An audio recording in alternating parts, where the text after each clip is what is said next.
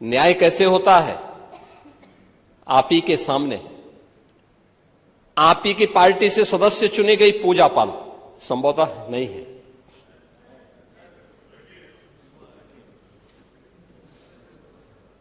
आपकी सदस्य थी, आपने उन्हें न्याय नहीं दिला पाए,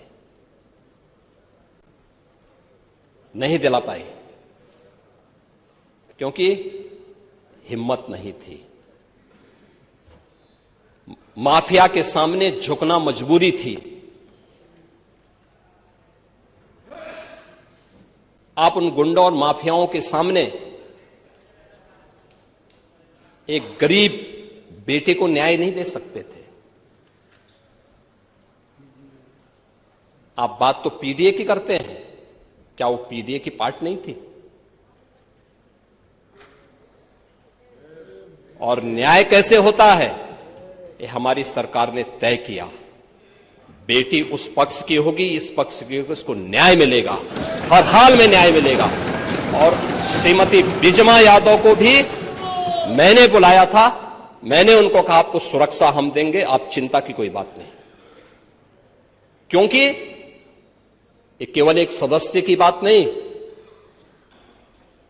आपके और मेरे समर्थक की बात नहीं, सत्ता पक्ष और विपक्ष के समर्थकों की बात नहीं, प्रदेश की सुरक्षा का मामला है। प्रदेश की बेटी, प्रदेश की बहन और प्रदेश के हर व्यापारी को और हर नागरिक को सुरक्षा की गारंटी मिलनी चाहिए। ये सरकार की प्राथमिकता में है। और दूसरा जो आपने कहा है, कब्जा करने की प्रवृत्ति, मैं आपको इस बात के लिए आश्वस्त करता हूं, कब्जा कोई भी करेगा, किसी भी स्मारक पर, किसी भी पौराणिक स्थल पर, वो कोई भी होगा, उसको छोड़ूंगा तो नहीं। आपके जिले में भी कुछ लोग कब्जा करना चाहते हैं, तो लोग बहुत चिल्लाते हैं। आपने अभी गांधी स्मारक से जुड़े हुए किसी एक मेरठ के स्थल का नाम बताया है। हम इसकी जांच करवाएंगे, पूरी रिपोर्ट लेंगे। और कहां खादी उद्योग का होगा। और आपके जिले में भी गांधी स्मारक से जुड़े हुए एक स्थल पर कब्जा करने की प्रवृत्ति चल रही है। हां, देखिए, अवैध अतिक्रमण जो भी करेगा वह तो हटना चाहिए। देखो, एक सरकारी जमीन, सरकारी भूमि गरीब के लिए होनी चाहिए। देखिए, मुझे अफसोस हो रहा था जब यहां पे ग्रामीण अभिलेख से जुड़े हुए एक बिल को प्रस्तुत किया गया, समाजवादी पार्टी ने उसका विरोध किया।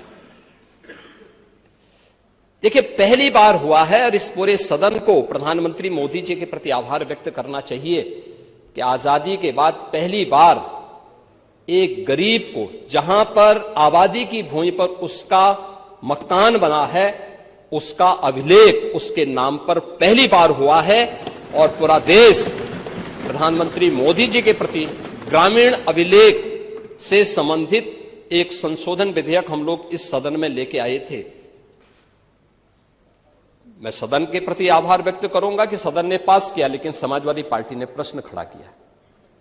यह अभिलेख उन्हीं गरीबों के लिए है कि जहां पर जिस गरीब का आवास होगा, आबादी की लैंड होगी,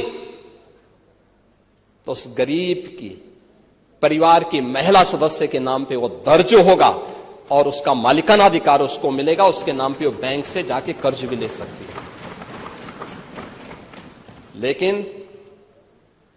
लेकिन अगर उस आबादी की लैंड पर या किसी सरकारी लैंड पर कोई माफिया कब्जा करके जबरदस्ती उसको मॉल बना करके